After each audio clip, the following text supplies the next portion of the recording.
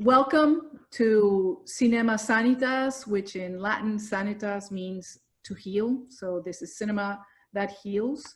And this is a series, and we are very, very honored to have John Chester, the director of The Biggest Little Farm, the star, as well as, and not in a cheesy way, but really Right. the driving character, along with your wife, Molly, of Yes. the wonderful, wonderful documentary, The Biggest Little Farm. So thank you so much. When we saw the film, which was part of our green section of our International Film Festival of 2019, the entire team was just taken aback by the film, by the subject matter, also by just everything about the film, the way it was shot, the way it was edited. All of that was just quite extraordinary.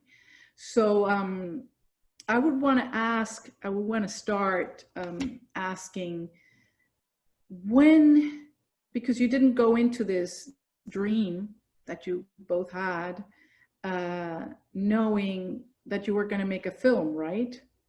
Did you know you were going to make a film from the get-go?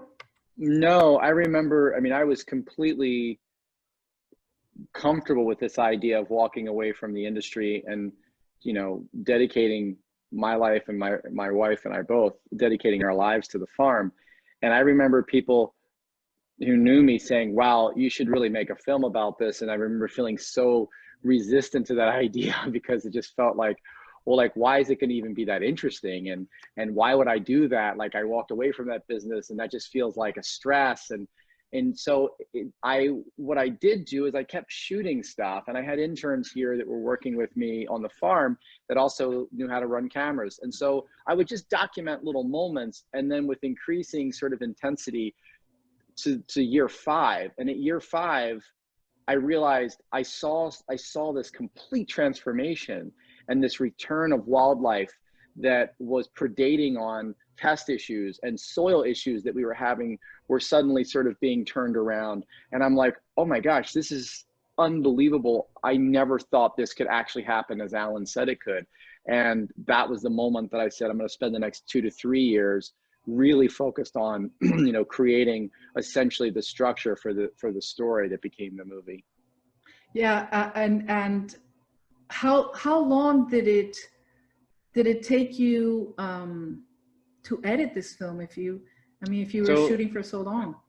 I remember calling an editor who I've worked with on 2 other feature films and a series. Her name's Amy Overbeck, and she was all the way back in Maryland, which is 3,000 miles from the farm. And I said, Amy, I'm a farmer now.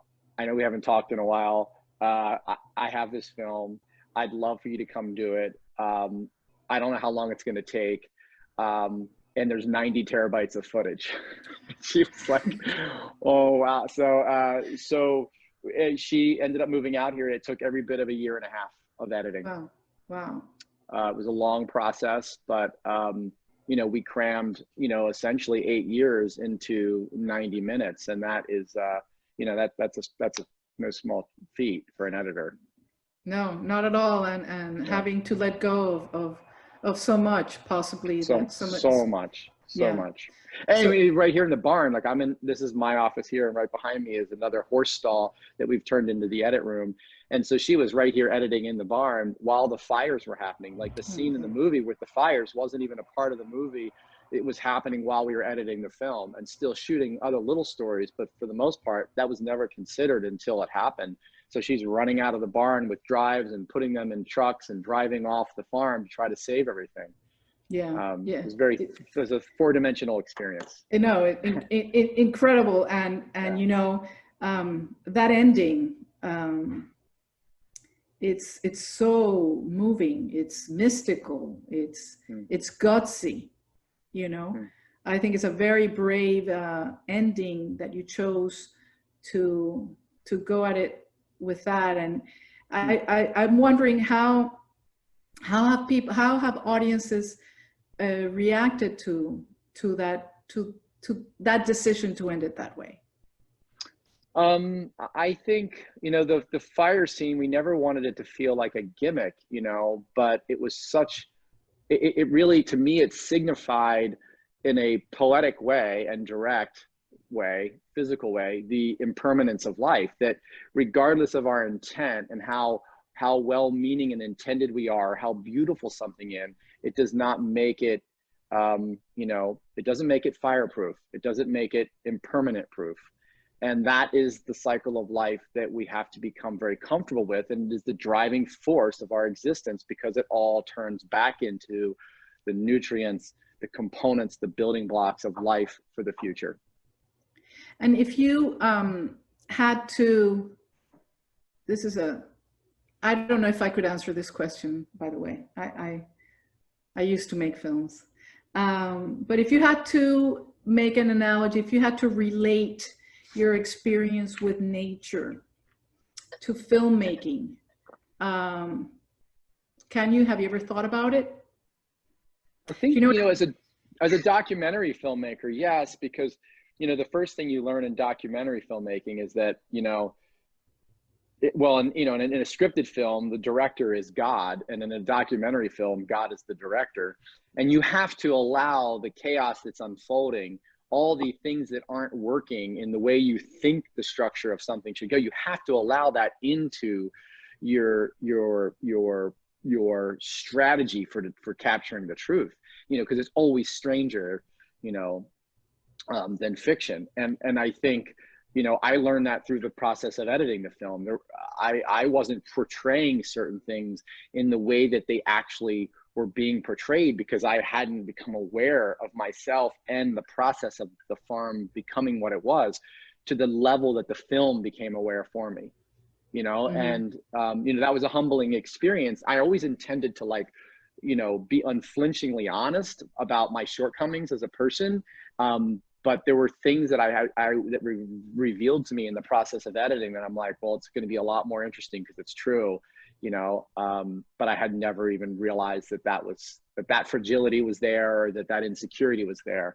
So yeah, I think it's very much, farming is the same way. I mean, your opportunities in farming, especially when you're trying to harness the disharmony with nature, you have to be so open to the failures, because the failures are the only way you get the answers to understand the threads of connectivity that exist in nature to harness its power.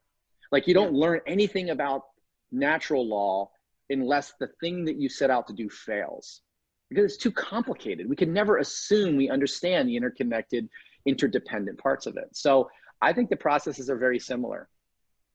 It's extraordinary, and what you just said, because that's a feeling, and I think that's why the film really touches, even though people may not cannot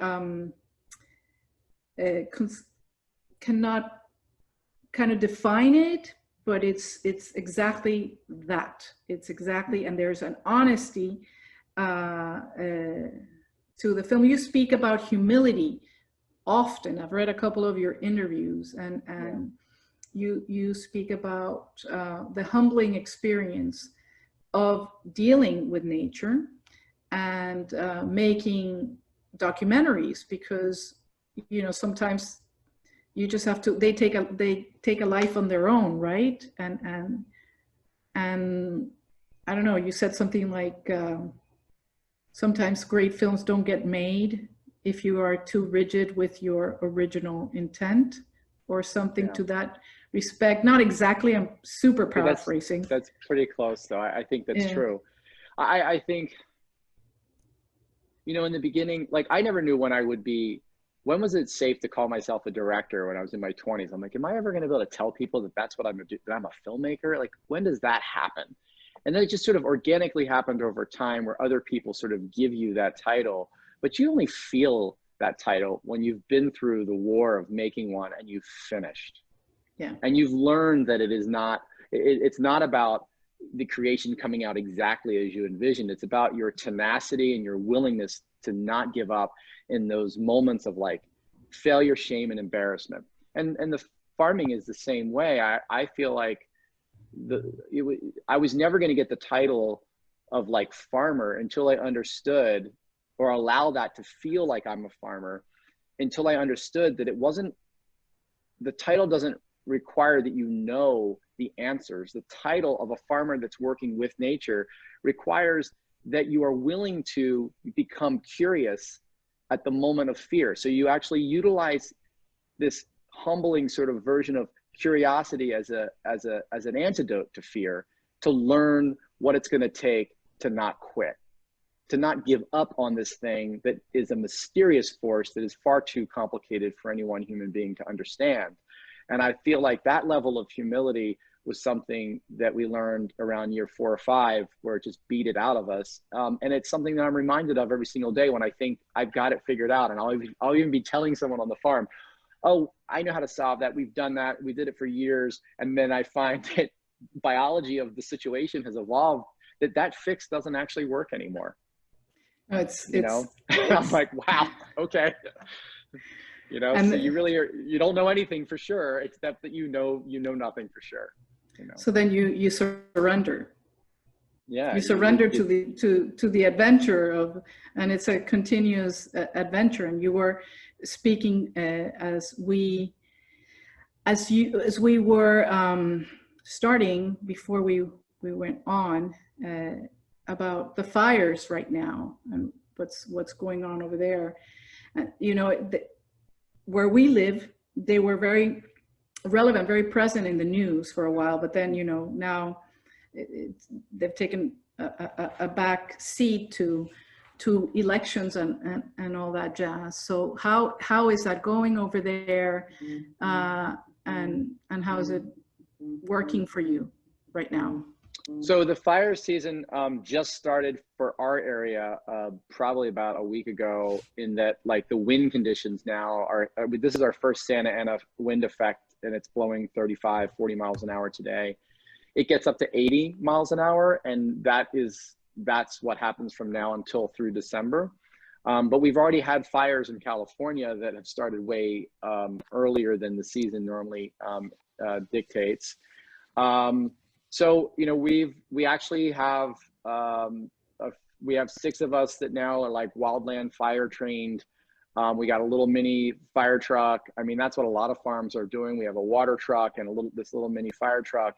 And then we've been trained by, you know, the wildland firefighters to sort of defend our space, because the resources are so, you know, compromised. I'm sure, as you all know the same, that you don't get the help. You know, and I think what we're seeing in effect from here, at least in our country, and at least, I'm sorry, in the southwest of the United States, is that 8-year or so drought, resulting in like pest infestations like borer beetles that took advantage of those trees. They couldn't produce sap to fend them off. And so you have tremendous large tree die off within these forest systems, not to mention just long periods where it hasn't burned, mixed with this climatic sort of intensity of winds that is definitely not typical. And so there's a lot of different things compounding at once, and that's what we're still living through, that drought that started in 2011, 2010. Mm-hmm. You mentioned in another one of your interviews precisely how the film, how you make a decision of not getting into the weeds of the argument and the finger pointing of climate change and the criticisms and all that. And I think, you know, I remember when I first wrote to you about the film, which, like, what moved me to tears is that it was hopeful. You know, do you still think there's hope? Yeah, and I think we've tried this methodology for, you know, various things that we're passionate about as humans, to inadvertently use shame and fear to try to create care, you know. And you can't, those techniques never really change the way people act or think. They usually create polarization and defensiveness. And then you've lost the innovative, collaborative part of having diverse thinking minds around a problem. And so for me, what's always shifted me as a storyteller is that I may have a preconceived notion about something, a judgment, but once I have seen it with my own eyes, the complexity and the nuance of a situation, it changes the way I think and act about it. And as a storyteller, I thought that would be the greatest contribution I could have, would be to not try to pull the obvious triggers of fear and shame, but to just help people to see what it looks like when an interconnected system comes back together, and just how incredibly resilient nature is, with just an ounce of consciousness, of human consciousness, for consequential actions to it. Because it took us 260 years to arrive at this point, since the beginning of the Industrial Revolution, to arrive at this point, to have this massive realization, to see this thread of connectivity related to the loss of topsoil, right? The deforestation of 46% of our trees, and on the planet, the 40–50% loss of biodiversity. But with just a little bit of consciousness now for how it works, we can restore it to better than what it was in a far shorter period of time. That's a fact, because we did it here on this farm, and Molly and I didn't really even know what we were doing. It had been extractively farmed for 45 years, and in 7 to 8 years, better than what it's ever been, just because we were harnessing the powers of nature with an appreciation and value for it. If there is incredible hope based on what I've experienced in the last 7 years, more than I felt before I started farming, more than before I started even experiencing, and while experiencing some of the worst wildfires in the history of California. It's an incredibly resilient planet we live on. And there are a lot of young people who are aware of this and leaning into this with tremendous curiosity, with the lens to see it. I was never trained as a child to see it. I saw it over time on my own because I cared for nature. But when we teach children how to see this stuff, they can't unsee it. Mm-hmm. Wow. Thank you for that. That is quite an extraordinary statement. I'm going to share with you now some questions that I had the team, as I mentioned, we're almost done. The team had saw the film, and one of them I'm going to save for when we're with a group with your colleagues. But one of the questions here from one of the members of the team is, how have you balanced, or how did you balance your career as a filmmaker and as a farmer? And are you still doing both, or are you completely committed to the farm now? The farming, so it was really difficult when I was, central to running the operations of the farm. Molly was involved, obviously, very much so, but there was a time period where when she had Bodhi, I kind of took over even her areas. And then I'm also sort of started commit around year 5 to the making of the movie. It was a very unhealthy balance. Now there's so many great people that have been through the rhythms of our farming system, who have been here year after year. So I can really lean on them and their experience and the wisdom that they've picked up. And that allows me a little bit more time to observe, to be a part of the problem solving, but tell the stories that I feel very motivated now and inspired to do. So I am going to continue to do that. It's going to be a way healthier version compared to what I experienced before. And I knew that if I just didn't die in the process, and my wife and my relationship didn't implode or explode, or both, then if I could get to the other side, it would be worth it, because this message and this story would be so rare to have it told in this way. But in all honesty, and I think that I share this with humility, is that my wife and I ended up in couples therapy around year 3 or 4, or shortly after Alan died. And it's the thing that saved our marriage, because the stress that falls on the farming couple is so intense, and there's no clear answers. So a lot of times you're stressed around these mysterious forces that you can't really quite understand, that are attacking you, and not to be that these are sort of mercurial things. These are scientific forces that we don't fully understand. So anyway, I think that was a big savior for us. But now we've got a much healthier sort of team around the whole process. I know that I would think that couldn't have been easy. So how many people were there shooting with you there? You said that some of the people that were working at the farm um, had had experience with cameras, and Yeah. they were shooting. So they were living there. They were working with you. You didn't Yeah, have like a. one Oh in the my. beginning, yeah, and then like one that sort of stayed for many years, and then another one that came. So I had two, Kyle and Mallory, and then they became kind of like full time. Went from intern to kind of full time, and they're young, they're in their 20s, competent but learning as they went.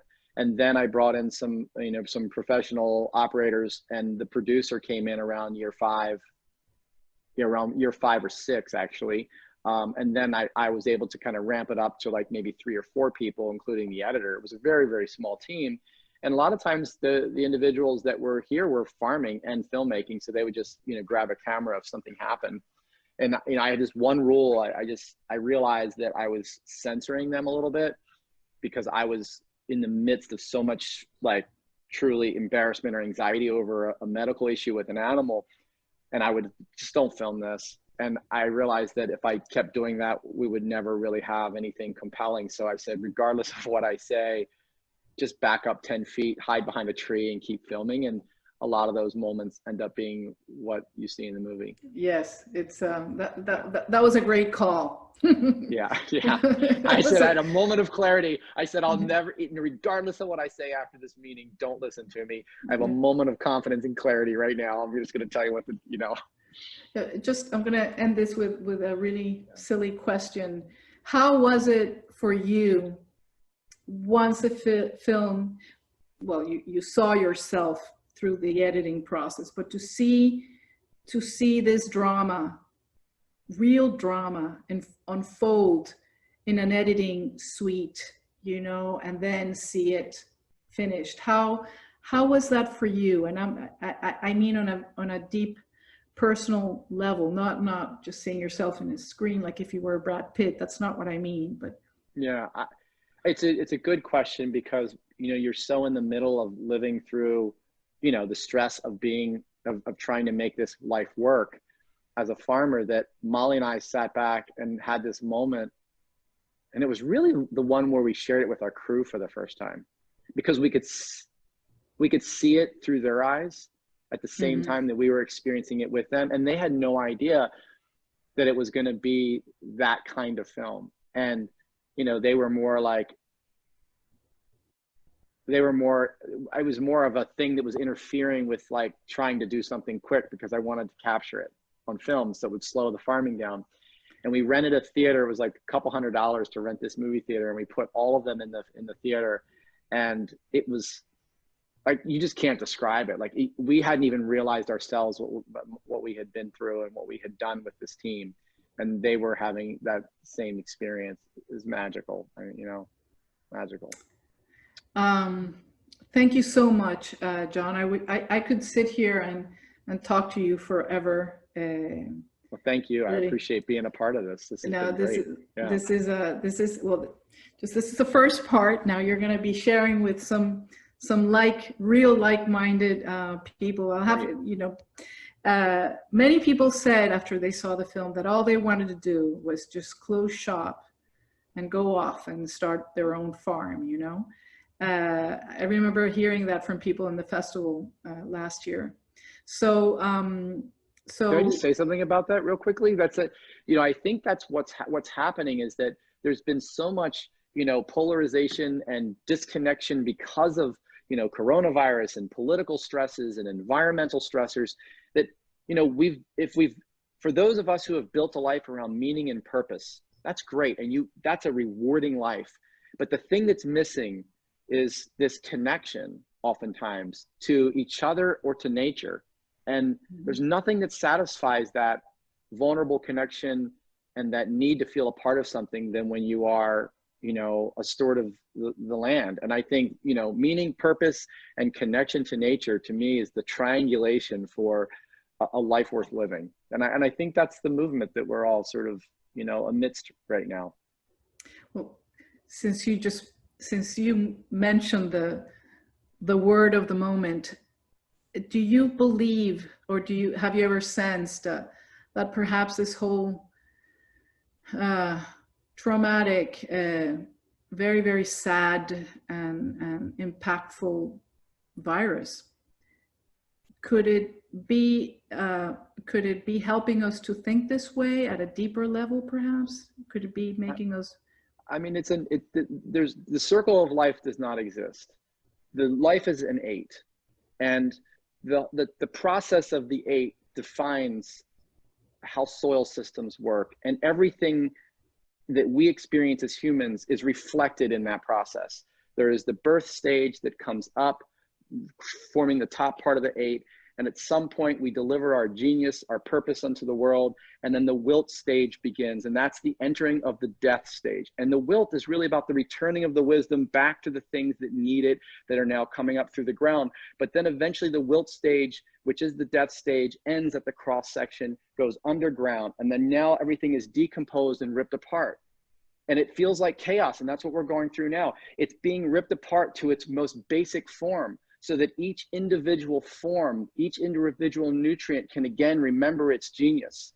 And as it finishes that decomposition stage, it finds a purpose. And that is the beginning of reanimation. But it has gone through complete separation and uncertainty in the process, so that it can be identified as a useful nutrient to life that is about to be born. And that is then driven by a root that shoots down in the reanimation stage, comes back up through that cross section of that X. And I feel like what we're going through right now is we're in between decomposition and reanimation. And it feels like polarized uncertainty. But everybody is having this self-reflective process of, what was it that I even wanted to do with my life? Because there's so much grief around not having life be the way that it was, that it forces this reflection of, like, what is life really about? And I think that's brilliant, because it gives people the chance to become in touch with the gift that they can bring back into the world as we rebuild this new way of living. And I know that sounds, very, very philosophical and deep, but that is the purpose for this constant, never-ending chaos that just seems to keep hitting us. And that's what soil microbes do. They just grind and grind and grind away and eat it over and over again until it's at its most basic form, where it can remember what it was meant to do, that it was a nitrate, that it was nitrogen or magnesium, because now it becomes a part of the new mission. I think that's absolutely what we're going through, and it's reflected in the soil. And that cross section of that 8 is the X factor of our existence, and it is soil, the only thing that can alchemize death back into life. But I can tell you, it feels like a very chaotic process, and we have to revere that. And we live it as humans in all of our transformations. Thank you so much. I think it's right on target, by the way. I agree with you 100%, and thank you for sharing that and sharing that with our audience, thank you so much for this time for ourselves. And I really, really do hope that one day we can bring you over here and you can see this beautiful biodiverse country. It's a best kept secret. It's the biggest little secret.